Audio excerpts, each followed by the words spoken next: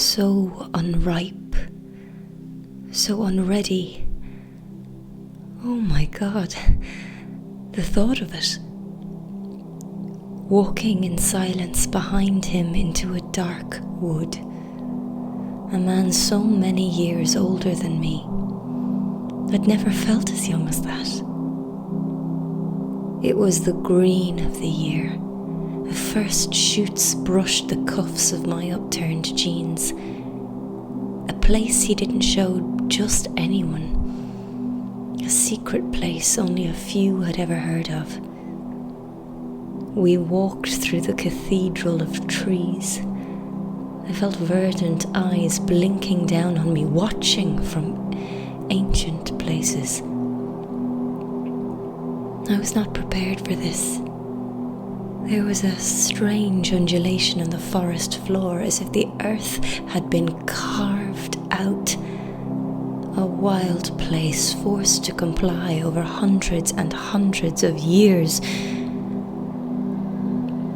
I'd heard stories of men in vines and leaves, stag horns and heavy leather, up to strange rites in forgotten places. I never heard of girls going there.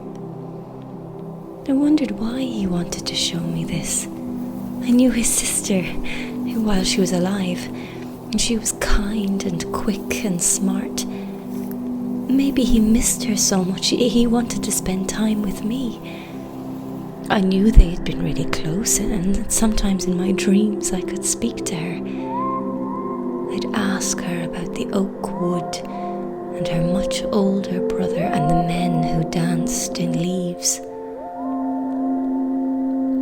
I never told her that the first time I met him, the chain around my neck broke. The heart-shaped locket fell into my hands, or that the first 2 words in my head when our eyes met were, "Have me." A heart unchained. That's what he said. Taking the locket from my hands, I felt very naked with it, the weight of it on my neck. But for the first time I could feel the breeze across my throat. I guess he kept it. I haven't seen it since. Legend tells of a time when a girl would be ready to be introduced to the deeper mysteries. She would be taken to a sanctuary, washed, pampered and fussed over by all the women she knew. They would touch and tickle her, tease and arouse her, make her curious to discover more. All those women, they would do this, making it all a kind of game, a sort of sacred petting party, easing her over the threshold to move into the house. Literally, a house.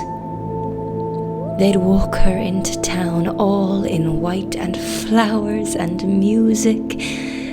People would lay fruit at her feet and cheer and cry. She'd be brought to the center of the circle, the big stones that witness everything, the timekeepers, the star gatherers, the blue stone giants holding the sun and the moon in their circle, and there would be a little red house.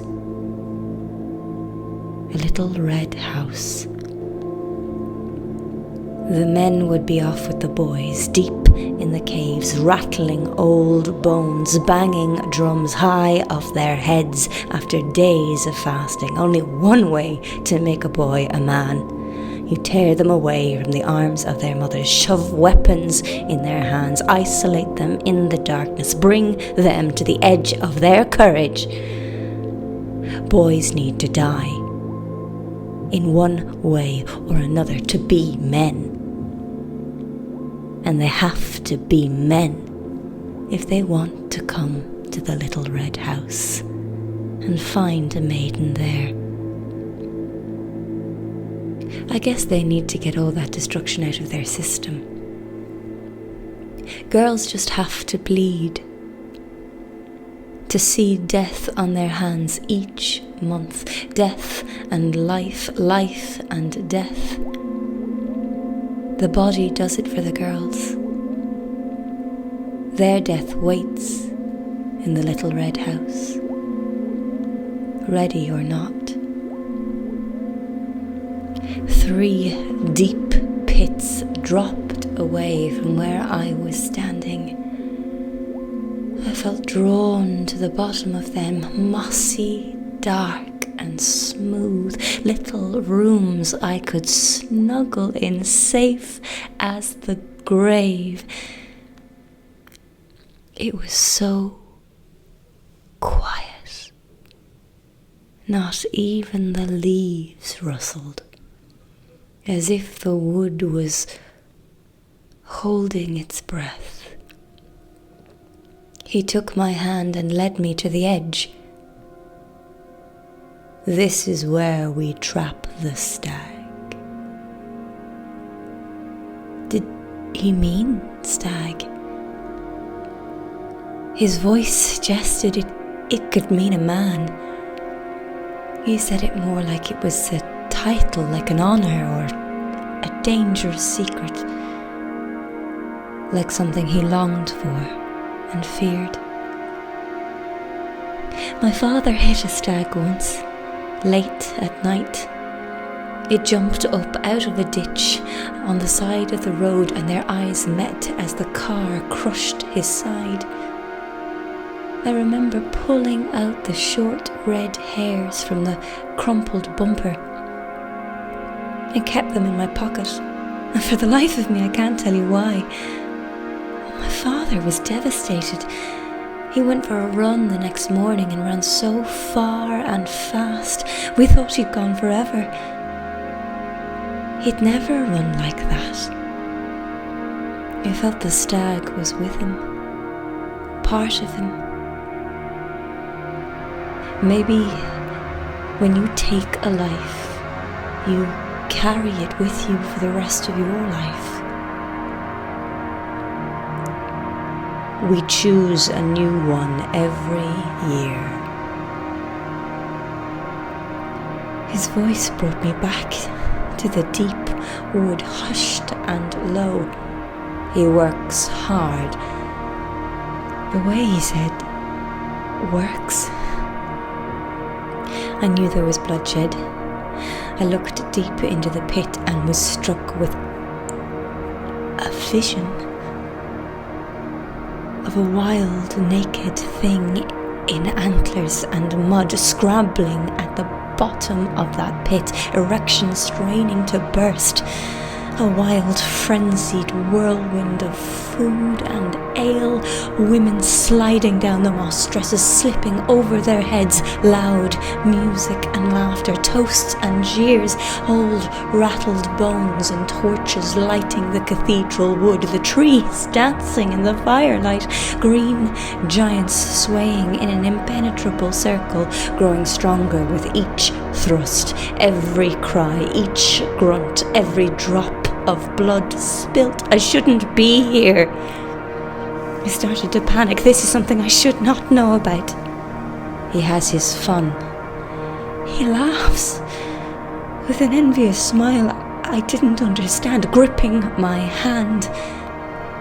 I could feel his pulse throbbing in his wrist. His breath was heavy. His eyes were wide. He smiled at me, teeth clenched. But he needs to save his strength if he wants to get out. He's laughing. I can't tell if he's angry or aroused.